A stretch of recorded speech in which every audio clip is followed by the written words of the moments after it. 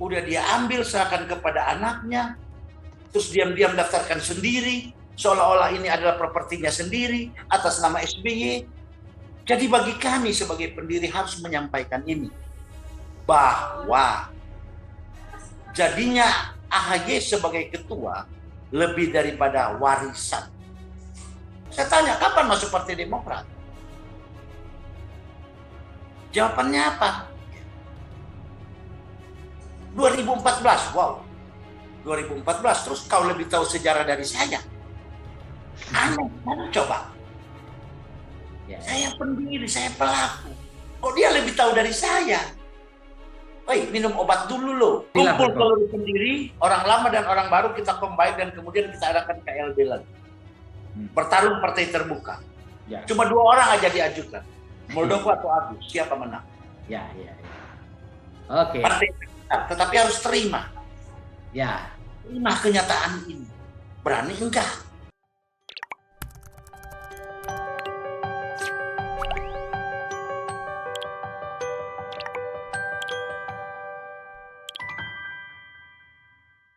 Terima kasih sudah berkenan untuk berdiskusi dengan Tribun Network pada siang hari ini.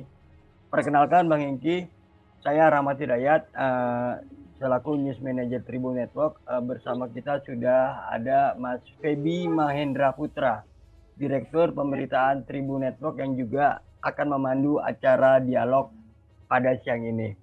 Untuk mempersingkat waktu, acara saya langsung serahkan kepada Mas Feby. Monggo Mas Feby. Baik, Assalamualaikum warahmatullahi wabarakatuh. Salam damai sejahtera buat kita semua. Om Swastiastu, Namo Buddhaya, dan salam kebajikan. Bapak Ibu, dimanapun Anda menyaksikan siaran kami, terima kasih telah mengikuti rangkaian dialog kami dengan mengenai Partai Demokrat. Kali ini kami akan ngobrol dengan Pak Hengki Luntungan, satu di antara pendiri Partai Demokrat. Saya akan sapa beliau dulu. Selamat pagi Pak Hengki. Selamat pagi, Assalamualaikum warahmatullahi wabarakatuh. Terima kasih. Om Swastiastu buat Mas Feby dan Mas Dayat. Terima kasih. Ya, Pak Hengki, akhir-akhir ini Partai Demokrat digoyang gonjang-ganjing internal dari partai. Kami ingin pendapat dari Pak Hengki mengenai gonjang-ganjing di Partai Demokrat dalam kapasitas Bapak sebagai pendiri partai ini, Pak. Dipersilahkan, Pak. Ya. Terima kasih. Pertama-tama saya harus menyampaikan puji syukur kehadapan Allah yang Maha Kuasa atas kesempatan yang diberikan kepada saya dari Mas Feby, Tribun, dan rekan-rekan. Tentunya gonjang-ganjing ini kan terjadi dan bapak-bapak ini kan meminta saya bicara. Ya. Ini adalah satu kehormatan karena barangkali terjadinya sebuah gonjang-ganjing ini tentunya tidak ada asap kalau nggak ada apinya. Ya. Kira begitu. Ya. Jadi berawal semua ini kan dari sistem manajemen partai politik yang amburadul, yang tidak sesuai dengan marwah. Sebetulnya persoalan-persoalan gonjang-ganjing ini sudah lama. Sejak 2009, kemudian 2014, ya. Ini sudah digulirkan. Dan 2011 ketika Bung Anas itu dilengserkan, ini jauh sebelumnya sudah saya minta untuk adakan refreshing agar tidak terjadi gonjang-ganjing, karena ada indikasi pada saat itu setelah Kongres Bali kemudian 2009 saya sudah melihat bahwa ada indikasi bahwa partai ini akan hancur dengan pola penerapan sistem dinasti. Mohon maaf sebelumnya, ketika ini terjadi maka saya memintakan untuk segera mengadakan kongres luar biasa dan atau dalam pelaksanaan kongres harus melibatkan seluruh stakeholder secara terbuka. siapapun boleh. Karena marwah partai itu sama seperti itu, bahwa ini partai terbuka yang membuka ruang kepada siapa saja dan tidak didominasi oleh satu kekuatan tertentu. Sehingga berujung pada Kongres 2020, Kongres kelima. Nah, apa yang kami pikirkan di saat itu akan terjadi dan terjadilah barang itu. Sehingga 2017-2018 tetap saya paksakan untuk mengadakan kongres luar biasa agar tidak terjadi gonjang-ganjing. Jadi gonjang-ganjing itu kan sudah sejak saya melakukan permintaan dengan sebuah perlawanan mengadakan kongres luar biasa sejak 2011, 2016, 2017, 2018 yang berakhir pada 2020 dan itu terjadi. Nah, inilah kira-kira yang menjadi dasar, oleh karena manajemen politik itu tidak dikelola sebagaimana mestinya. Ya, kira-kira demikian, Mas Febri. Pak Hengki bisa diceritakan nggak mengapa kemudian berujung kepada gugatan atau permohonan judicial review terhadap ADART dari Partai Demokrat yang sudah disahkan oleh Menteri Hukum dan HAM, yang diajukannya JR atau judicial review itu ke Mahkamah Agung. Bisa Bapak ceritakan, Pak? Iya. Bagi kami itu adalah sebuah terobosan yang tentunya ketika Pak Yusril mengadakan judicial review dengan penjelasan bahwa ini akan membuka ruang agar kiranya sistem politik di Indonesia itu tidak didominasi oleh satu kekuatan dinasti, dengan menguji seluruh anggaran dasar rumah tangga hanya karena pintu masuknya itu adalah anggaran dasar rumah tangga Partai Demokrat, maka seolah-olah Pak Yusril ini membela Partai Demokrat. Sebetulnya dia membelakan orang-orang yang terzolimi oleh karena hak suaranya dihilangkan melalui sistem diktator dan otoriter dengan pola pemecatan. Ini yang menyebabkan sehingga kenapa orang-orang ini berharap kiranya ada yang disebut Heru Cakra, Ratu Adil, yang mampu menggeser dan menggiring mereka untuk bawahkan ini kepada format untuk mengadakan judicial review. Nah, ini kan sebuah terobosan baru dan ini kan untuk membangkitkan apa yang disebut sistem politik Indonesia dengan pola yang lebih elegan. Jadi tidak terfokus kepada sistem otorisasi tadi. Nanti akan menjurus kepada apa yang disebut dinasti. Karena suka-suka hati dong kalau orang membuat anggaran dasar rumah tangga. Sehingga perlu diadakan judicial review. Dan ini merupakan produk yang nanti akan digunakan oleh bangsa Indonesia dalam sistem pendidikan politik. Kira-kira demikian. Ya. Pak Hengki, bisa diceritakan nggak mengapa sampai kemudian teman-teman ini memilih Pak Yusril Iza Mahendra untuk mengajukan permohonan JR, Judicial Review, ke Mahkamah Agung, Pak Hengki? Ada beberapa hal yang kita melihat dari kapasitas capability dari Pak Yusril. Kalau membaca Pak Yusril dari awal, sedikit mungkin yang saya tahu beliau ketika saya masih sebagai mahasiswa zaman dulu. Pak Yusril memulai dengan konsepsi hukum dan konsepsi tata negara itu dari dasar yang kecil. Beliau menjadi tukang pegawai rendahan di Seknek di zaman Pak Harto. Dan di situ beliau belajar tentang tata negara. Sehingga kapasitas capability Pak Yusril ketika beliau mau menjabat sebagai pernah menjabat beberapa kali sebagai menteri, itu kan berarti kan sudah tidak bisa diragukan lagi. Ketika beliau mendapatkan guru besar di bidang ilmu hukum tata negara, itu nggak bisa main-main. Dan beliau itu kan kalau ngomong itu sangat terukur dan dapat diukur, dan beliau selalu dengan tenang mengupas, sehingga Itu yang menyebabkan menjadi landasan berpikir daripada rekan-rekan untuk memintakan Pak Rusril menjadi penasehat hukum untuk menggiring judicial review. Jadi lebih cenderung kepada kualitas, kredibilitas, kapasitas beliau sebagai ahli hukum. Ya. Kira-kira begitu, itu yang menjadi dasar, dan ini menjadi perbincangan sebelum memintakan Pak Yusril. Kami sudah berbincang-bincang sejak 4, 5, 6, 7 bulan yang lalu. Sejak tahun-tahun kemarin, kenapa Pak Yusril kita tidak bisa dekati? Kenapa? Karena beliau itu dia kan yang benar-benar orang yang boleh dianggap bahwa guru besar yang sangat memahami tentang hukum tata negara. Kira-kira demikian. Ya, Pak Hengki, apakah Pak Hengki tahu bahwa Pak Yusril ini juga pernah didekati oleh DPP Partai Demokrat yang dipimpin oleh Agus Harimurti Yudhoyono untuk menjadi penasihat hukum Partai Demokrat, Pak? Saya kira itu tinggal cerita lah. Orang memutar-mutar cerita kan untuk menggeser seseorang itu, menghilangkan kredibilitas, itu kan namanya kan pembunuhan karakter.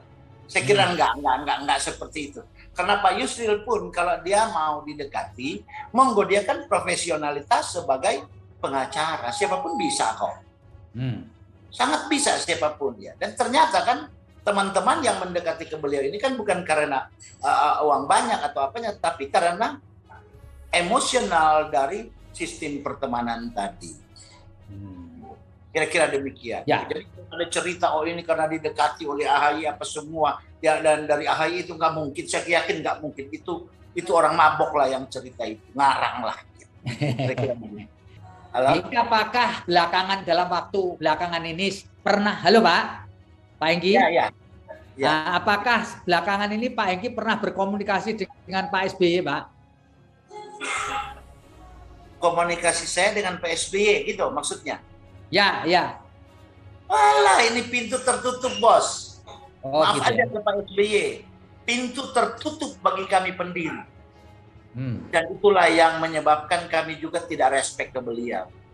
Karena dia ingin mengambil punya kami, maka pintu ini tertutup untuk kami. Garis bawahi itu. Sehingga SBY hanya menempatkan diri bahwa beliau adalah pendiri dan Pak Venture. Buka seluruh lembaran negara Republik Indonesia. Tidak ada nama SBY maupun keluarganya. Itu pembohong kelas D. Saya nggak suka itu. Kenapa saya katakan begitu? Masa dia seorang mantan presiden, dia seorang manusia yang dibawa oleh 99 pendiri partai untuk menjadi presiden. Ya. Masa dia lupa? Itu yang nggak boleh, belajar melawan lupa. Sampaikan jika Pak SBY yang menonton ini, sampaikan belajar melawan lupa. Kira-kira begitu, Pak. Ya, Pak, bisa dijelaskan Pak, mengapa kemudian teman-teman itu menarik Pak Muldoko di Partai Demokrat ini, Pak, sehingga kemudian muncul KLB di Sibolangit. Bisa dijelaskan, Pak? Sebetulnya untuk memahami siapa dan menarik Pak Muldoko itu di KLB bukan sekedar teman-teman. Saya salah satu orang yang pernah menyebutkan beliau untuk menjadi nakoda dalam perjalanan perbaikan Partai Demokrat. Itu sejak tahun 2018, 2019. Ada 2 nama yang saya sempat usulkan kepada rekan-rekan pendiri. Satu Pak Gatot Nurmantio, yang kedua Pak Haji Muldoko. Tetapi saya susah untuk menemui jaringan untuk bisa ketemu dengan Pak Gatot. Sehingga saya harus jujur bicara bahwa pada akhirnya saya menjauhi untuk tidak merapat kepada Pak Gatot. Alhamdulillah ketika saya merapat ke Pak Muldoko, beliau menerima dengan tangan terbuka. Mau menyelamatkan, mau menahkodai. Jadi bukan beliau yang minta, kami loh yang minta. Salah satunya saya, Hengki Luntungan. Jadi itu yang harus saya jelaskan. Pak Muldoko tidak meminta dan tidak membuli dan tidak membegal partai ini. Tapi Hengki Luntungan yang meminta, sama ketika kami menggiring dulu SBY menjadi menjadi calon presiden. Terus apa salahnya? Ya. Sehingga saya berharap, kalaupun ada yang cerita membegal itu nonsense. Pak SBY masuk pada partai ini juga tidak ada kartu anggota. Jadi ini kan partai terbuka, siapa aja boleh. Ya mau Pak Muldoko, mau Pak Jokowi, mau Pak Mahfud, siapa aja yang boleh, yang mau ketika kami meminta untuk tolong memimpin, menakodai. Nah ternyata yang bersedia untuk menakodai adalah Pak Muldoko. Apa salahnya? Iya kan? Ya. Apa salahnya? Nggak ada salah kan? Ya. Gitu. Jadi ya berhentilah membuli beliau. Kalau mau membuli beliau itu berhadapan dengan saya, karena saya yang memintakan loh. Tanpa ada diberikan 1%, 1% pun ke saya. Saya yang meminta. Garis bawah. Pak Muldoko tidak memberikan kepada kami pendiri sekian perak, tidak ada.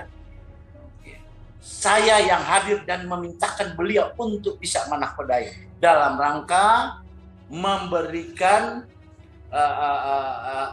dalam rangka memimpin Partai Demokrat untuk menakodai menjadi Partai Demokrat yang benar-benar demokratis.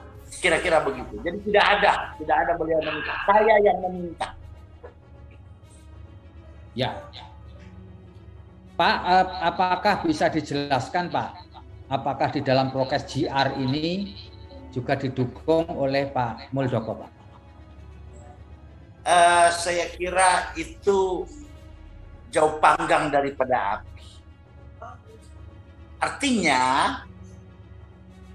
Pak Muldoko tidak pernah memintakan untuk mendukung itu apa yang dilakukan Pak Yusril.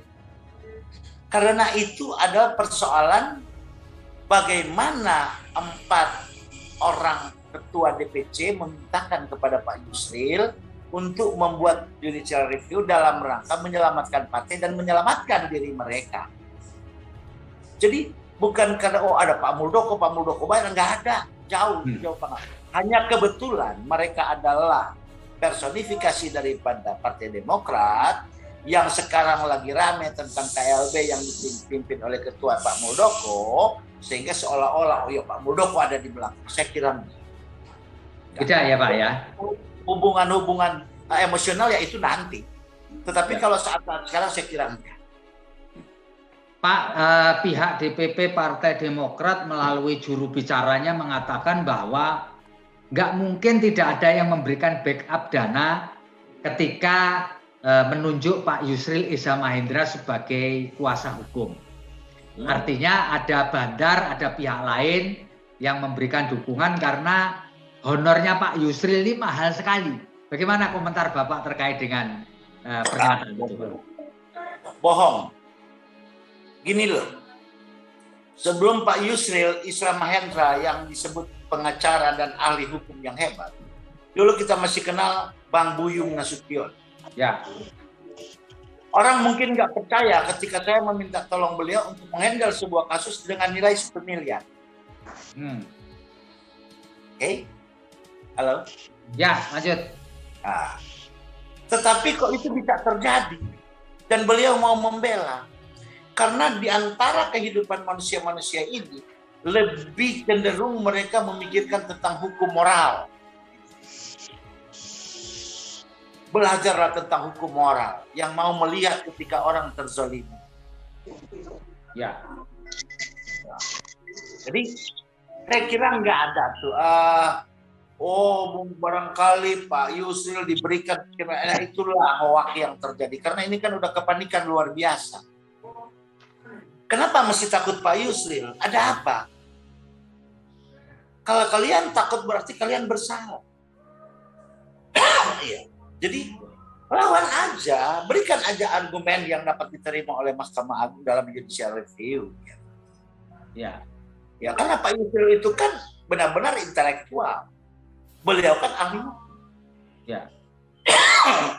Jadi nggak usah lah bikin aneh-aneh, membuat hoak yang menggiring opini. Apalagi yang menggiring opini anak kemarin pagi, ya. Terus tukang nyabu kan bikin malu. Ya. Jujur saya bilang, saya malu.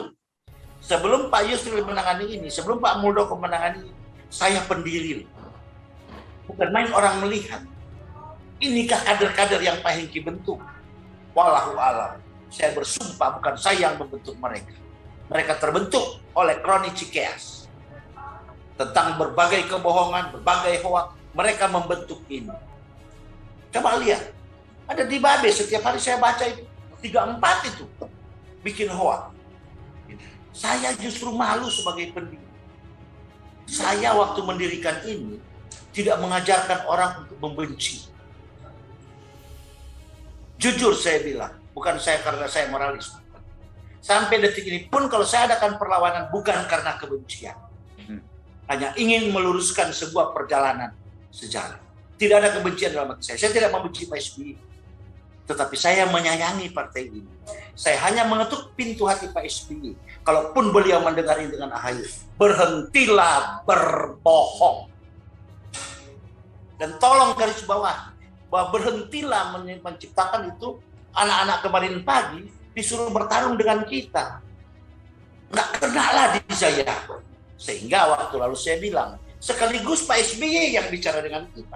Kenapa kita pendiri ini tidak dipanggil? Kebohongan itu terjadi ketika kami melakukan hari ulang tahun Partai Demokrat pada tanggal 10 September kemarin. Datang pasukan dari Banten di bawah pimpinan Iti Jaya Wijaya menyampaikan kepada SBY, kami sudah bubarkan itu. Demi Allah, demi Tuhan Bapa di surga, Hengki Luntungan pelaku. Tidak pernah itu dibubarkan. SBY bagus percaya dengan kebohongan-kebohongan karena dibina untuk bisa berbohong. Makanya saya sampaikan kepada Pak SBY tanpa ada rasa kebencian, berhentilah berbohong. Ya, Minta maaf, sesungguhnya saya minta maaf untuk menyampaikan kepada Pak SBY, Pak AHY dan seluruh rekan-rekannya dan seluruh kroninya, berhentilah berbohong.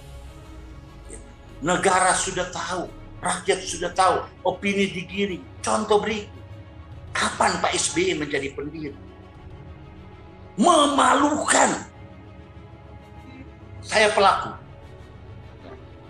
Saya bukan sekedar pelaku tanda tangan.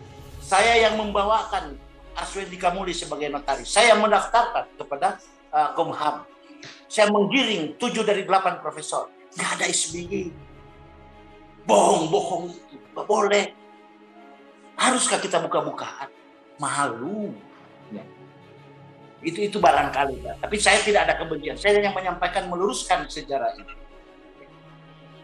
Pak Hengki, apa saran Bapak supaya Partai Demokrat ini kembali bersatu, kembali mempunyai performa yang baik begitu?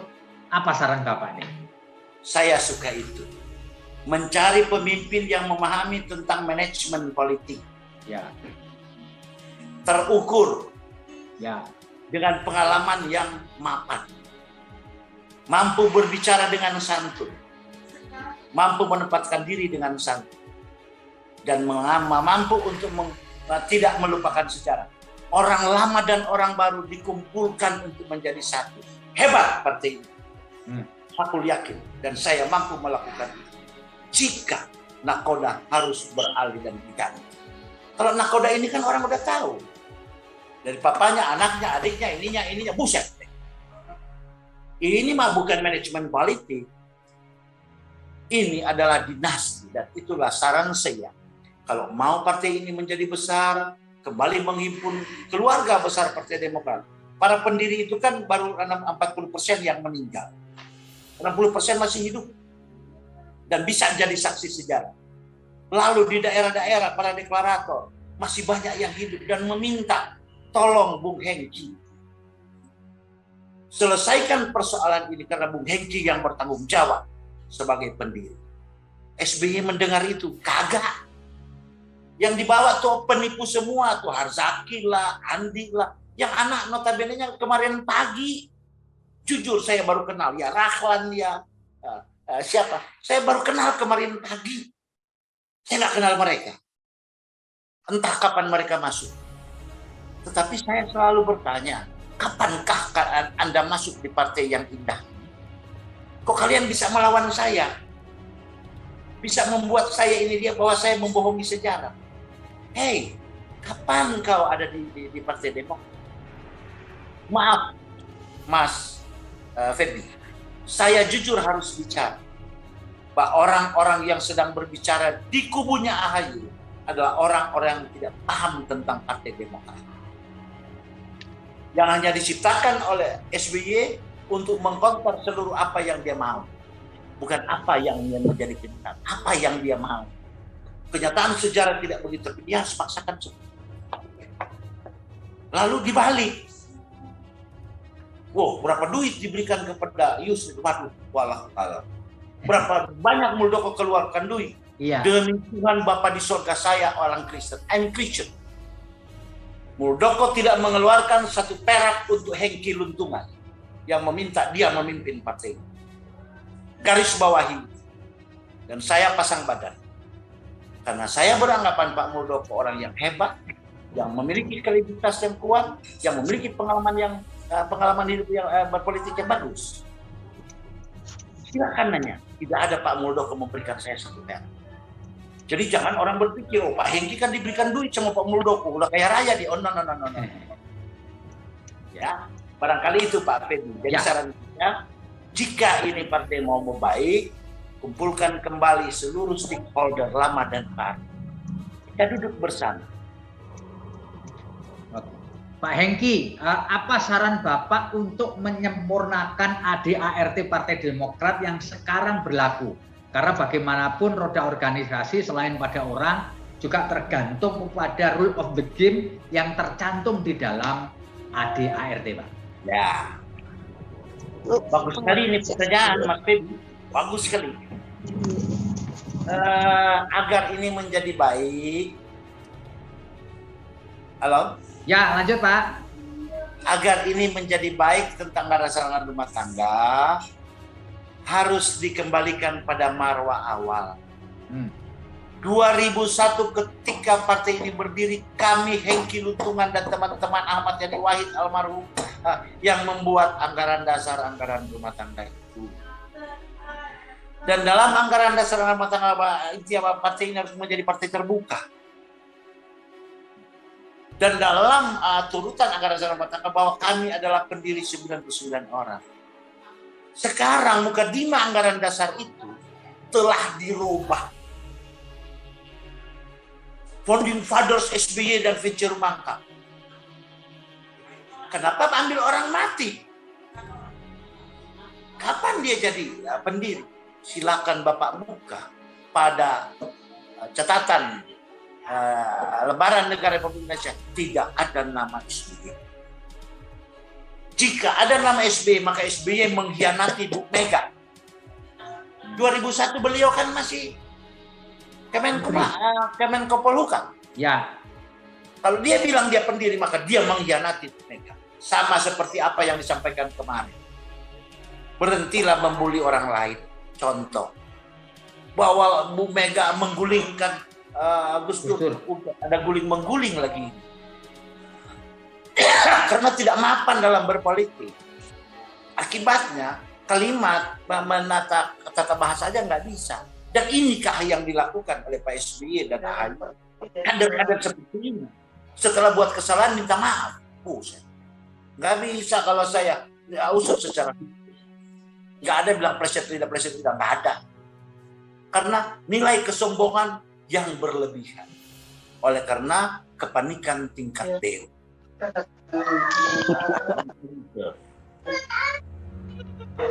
Pak Hengki, bisa diceritakan nggak bagaimana ceritanya Agus Harimurti Yudhoyono bisa memimpin DPP Partai Demokrat dalam kongres yang dilakukan 2 tahun yang lalu, Pak? Oh, biasa dari raja kepada pangeran. Ya. Jadi intinya sebelum beliau itu mempensiunkan diri, ini sudah terlihat, kan saya sudah bilang sejak 2005, 2009 sudah terlihat. Pak SBY akan berusaha untuk mengambil alih dan Partai Demokrat menjadi miliknya sendiri. Alhamdulillah, puji Tuhan itu terjadi ketika beliau mendaftarkan secara diam-diam.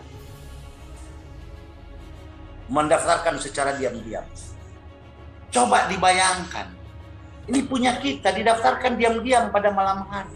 Seolah-olah propertinya milik sendiri. Coba. Nah, ini kan sesuatu yang bagi kami adalah, halo? Ya, lanjut Pak. Ya. Bagi kami ini kan adalah sesuatu yang naif. Udah dia ambil, serahkan kepada anaknya, terus diam-diam daftarkan sendiri, seolah-olah ini adalah propertinya sendiri, atas nama SBY. Jadi bagi kami sebagai pendiri harus menyampaikan ini, bahwa jadinya AHY sebagai ketua lebih daripada warisan. Milik orang diwariskan kepada anaknya seolah-olah milik sendiri. Garis bawah. Karena coba, di dalam kongres kan itu tiba-tiba aklamasi. Tiba-tiba nggak boleh ada orang lain yang menjadi calon selain anaknya. Maksudnya apa? Dan ini sudah terlihat seperti saya bilang. Sejak 2009, saya sudah mengusulkan untuk segera kongres luar biasa. Karena akan terjadi pengambil alihan partai ini. Dibegal langsung oleh Pak SBY. Dan terbukti. Apakah milik orang lain kau ambil dan kau daftarkan itu bukan begal? Setelah saya counter di Departemen Hukum HAM, baru mengakui. Oh iya deh, gue cabut deh. Tetap sudah membegal. Ya. Itu nggak boleh. Jadi jangan bilang orang lain membegal. Yang membegal siapa? Ya. Harusnya malu. Ya. Nah, orang-orang yang ditunjukkan menjadi juru bicara ini adalah orang-orang robot. Yang ini kau baca ya, ini kau baca ya. Si Harjaki kan pernah bicara dengan saya. Saya tanya, kapan masuk Partai Demokrat? Jawabannya apa? 2014, wow. 2014, terus kau lebih tahu sejarah dari saya. Aneh, mana coba? Ya. Saya pendiri, saya pelaku. Kok dia lebih tahu dari saya? Woi, minum obat dulu loh. Lu gila kok. Ya iyalah ya. Nah, rata-rata semua menjadi seolah-olah udah paling tahu. Ya Rahlan lah, ya Andi lah, ya Herzaki lah, ya segala tetebengnya ini ya. Termasuk Agus Harimurti, SBY. Saya pengen itu bicara dengan SBY. Kapan Anda jadi? Kapan Anda pendiri? Karena sejak 2001 sampai 2003 awal, kita susah untuk bertemu dengan SBY. Dan itu garis bawah. Jangan dia bilang dia pendiri, jangan dia bilang oh, dia yang menjadi konseptor, oh, dia yang menggagas, dari mana. Nah, Hengki, apakah Ketua Umum DPP Partai Demokrat Agus Harimurti Yudhoyono pernah mencoba untuk berkomunikasi dengan Bapak? Alah, itu orang sombong begitu, bagaimana mau berkomunikasi dengan saya? Nggak akan mungkin, karena ini pangeran. Yang dititahkan oleh raja hanya boleh kau ketemu seseorang yang pernah kau pecat. Coba bayangkan, Profesor Budi sudah dipecat secara tidak langsung dengan tidak menyatakan bahwa Profesor Budi sebagai pendiri, hanya 2 orang pendiri. Masih datang ke Prof Budi dan minta dukungan. Ini orangnya gila. Dan saya sampaikan itu ke Prof Budi. Profesor, izin. Prof tahukah bahwa nama Profesor Budi bukan sudah tidak ada lagi sebagai pendiri? Kaget. Prof, iya. Mukadimah anggaran dasar rumah tangga sudah dirubah bahwa founding fathers cuma ada Venture dan SBY. Wah, apa itu? Sudah lakukan begitu 2020, masih datang lagi ke Prof Budi minta dukungan tanpa orang itu tahu dia sudah dipecat, dia masih datang. Tolong bentuk gue dong. Allah. Berdosa dan itu karma. Saya tidak menyumpah, saya tidak membenci, tetapi itu berdosa. Habis kau rampok, kau datang kepada perampok. Kita damai, tetapi ini punya gue. Padahal punya saya. Ini kan aneh. Dikata Mas Fidi tadi. Kita mau damai, mau besarkan, bagaimana boleh. Kita duduk sama-sama dan kita rekonsiliasi, boleh. KLB lagi. Saya mau lihat kalau siapa menang, Agus atau Muldoko. Tapi nggak berani kan? Jangan diputar. Ini partai punya kita. Kau ribut, udah kita damai aja ya, iya. Tapi tetap punya gue. Nah ini kan kurang ajar. Mahal. Ya, punya gue kau ambil, kau minta damai tetap punya gue, sama aja tetap rampok juga kan. Ini yang harus diingat. Jadi udahlah berhenti membuat opini. Saran saya, membuat opini seolah-olah bahwa mereka terzolimi, bahwa Muldoko dan pendiri partai sudah membegal partai. Mana ada yang punya membegal punyanya sendiri. Iya. Pak Hengki, kalau saja Bapak punya kesempatan atau diberi peluang untuk bertemu dengan Pak SBY, apa yang ingin Bapak sampaikan? Ya tadi saya sudah sampaikan. Oke, berhentilah. Kumpul seluruh pendiri, orang lama dan orang baru kita combine dan kemudian kita adakan KLB lagi. Bertarung partai terbuka. Ya. Cuma 2 orang aja diajukan. Muldoko atau Agus, siapa menang? Ya. Oke. Partai tetapi harus terima. Ya. Terima kenyataan ini. Berani enggak? Ya. Kalau Pak SBY mendengar apa yang kita sampaikan ini kan sebuah pemikiran yang bagus, yang modern. Supaya nggak ribut, ayo dua-dua bertarung terbuka. Yang menang harus akui menang, yang kalah harus akui yang kalah. Begitu maksud saya. Ya. Dan saya yakin kok, mau perang terbuka juga kok pasti kalah. Kan orang memilih dia daripada Pak Muldoko kan. Tapi kan dia takut. Karena rasa takut yang berlebihan itulah yang menyebabkan, ya alhamdulillah, ya, membuli aja kiri dan kanan dan menyebar opini. Kira-kira begitu. Pak Hengki, satu pertanyaan lagi dari saya sebelum waktunya. Kau harus belajar dulu menjadi pemimpin di desa, menjadi pemimpin di kecamatan, menjadi pemimpin di kabupaten kota, menjadi pemimpin di provinsi. Baru kau bisa menjadi pemimpin dalam negara ini. Ya. Harus dimulai dari bawah, Pak ya? Iya dong. Ya. Makanya kan kalau banyak yang bertanya begitu, saya bilang kalau saya jawab iya, saya takut diketawain. Saya jawab tidak, saya takut juga diketawain. Ya, karena kalau orang ketawakan saya, artinya kredibilitas saya sebagai politisi jatuh. Karena selama partai ini berdiri, saya tidak pernah bergeser dari Partai Demokrat. Dan saya tetap menjaga marwah Partai Demokrat. Silakan, boleh bertanya kemana dan kemana. Pernahkah saya menuntut jadi menteri, jadi pejabat? Oh, enggak pernah. Selama SBY melupakan para pendiri selama 2 periode, pernah saya meminta? Oh tidak. Tidak meminta pun dia lupa, meminta pun dia akan benci. Nah, bisa bayangin. 99 pendiri partai tidak ada satupun yang menjadi menteri. Catat. Ya. Supaya dia tidak melupakan sejarah. Oke, Pak. Ya. Kira-kira begitu ya. Mas Dayat, silakan. Ya. Besar ini Bang Hengki, berbicaranya lugas. Bang, saya mau ngasih argumentasi begini, Bang. Beberapa waktu lalu kita mewawancari Mas Herzaki, Mas Herzaki kemudian memberikan ilustrasi seperti ini. Partai Demokrat itu pernah jatuh, pernah jelek citranya di mata publik karena berbagai kasus korupsi yang kemudian terungkap ke publik oleh KPK, entah itu Hambalang, Wisma Atlet dan sebagainya. Kemudian Mas Herzaki mempertegas, sekarang itu para pelaku itu sekarang mereka berkumpul di kelompok sebelah sana. Itulah mereka penghancur Partai Demokrat sebenarnya. Tanggapan Bang Hengki? Jadi gini,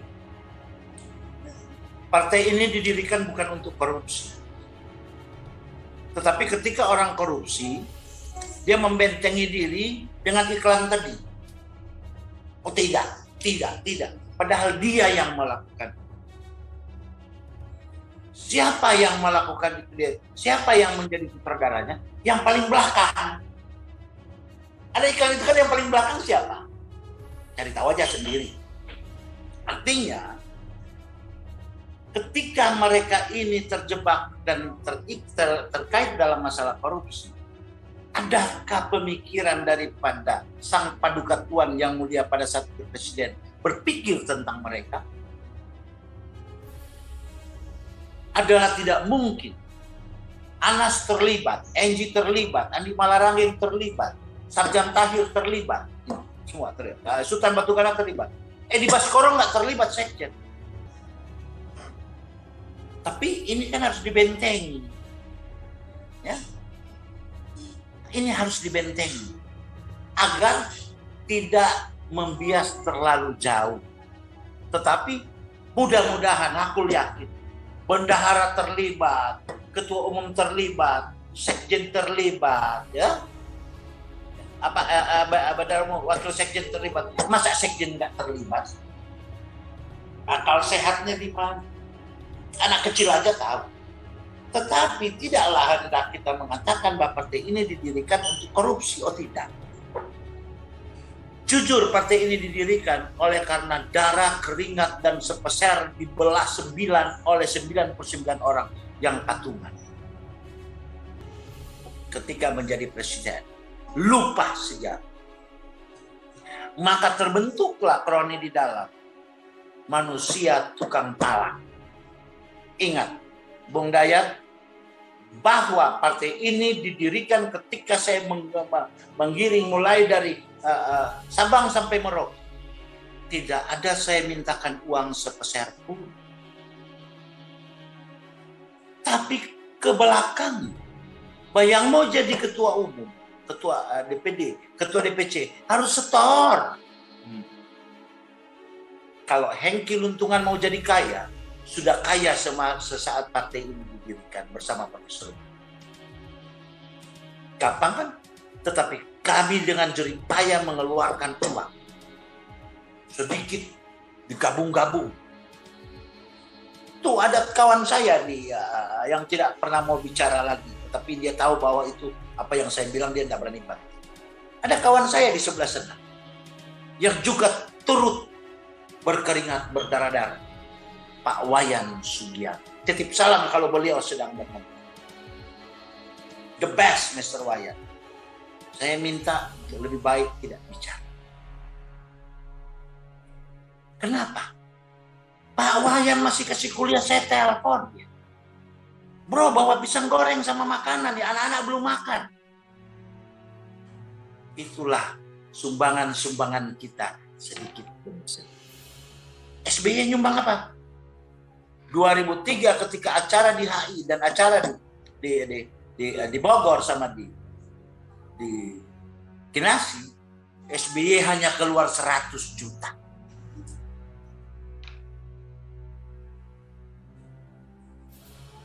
Juta 2003 dia keluar. 2004 jadi presiden. Orang mau keluar 100 miliar pun mau kok. Tapi itulah sebuah harapan kami. Bahwa ini adalah Heru Cakra Ratu Adil. Ternyata bukan Ratu Adil. Ya. Ini barang kita, kau ambil, kau daftarkan dalam atas nama properti sendiri. Kan kurang ajar. Itulah yang menyebabkan terjadi berbagai penyimpangan yang disebut korupsi. Kira-kira begitu, Mas Dayat. Ya, Bang Hengki. Saya ingin pertegas lagi, Bang Hengki. Kira-kira bentuk rekonsiliasi seperti apa sih yang diharapkan oleh Bang Hengki kalau dikatakan untuk mewakili para pendiri Partai Demokrat? Oke, tadi saya katakan rekonsiliasi boleh, nggak usahlah bicara yang paling hebat semua. Saya mungkin akan menggiring teman-teman yang ada di KLB dan saya mengetuk pintu hati mereka. Ayo kita adakan KLB sekali lagi. Hanya 2 yang boleh maju. Muldoko dan Agus. Kita rekonsiliasi, siapa terpilih harus kita hargai. Terbuka. Saya berani taruhan. Dan ini kalau kita mau besarkan dalam bentuk rekonsiliasi. Tapi kan itu disampaikan oleh Harjaki. Tidak ada pilihan. Mundur atau maju dengan rasa malu. Emang siapa dia? Ngomong ke Pak Muldoko, mundur atau maju dengan rasa malu. Dari mana judulnya? Kau yang harus malu. Kau bukan apa-apa ya. Termasuk bos kau bukan apa-apa di mata saya. Saya pasang badan. Menang atau kalah, KLB tetap sejarah akan saya tegak. Karena saya yakin bahwa Partai Demokrat akan besar ketika lepas dari tangan Cikeas. Boleh dicatat. Partai Demokrat akan besar ketika lepas dari tangan dinasti Cikeas.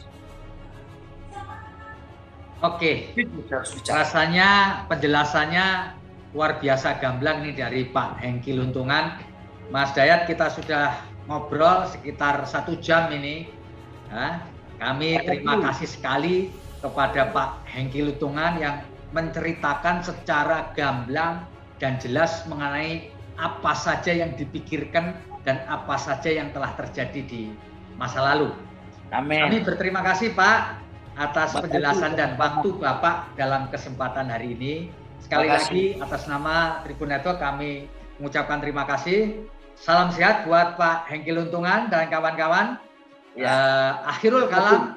Assalamualaikum warahmatullahi wabarakatuh. Salam damai sejahtera buat kita semua. Om Santi Santi Om. Namo Buddhaya. Salam kebajikan dan salam. Terima kasih Pak Hengki. Terima kasih Pak Hengki.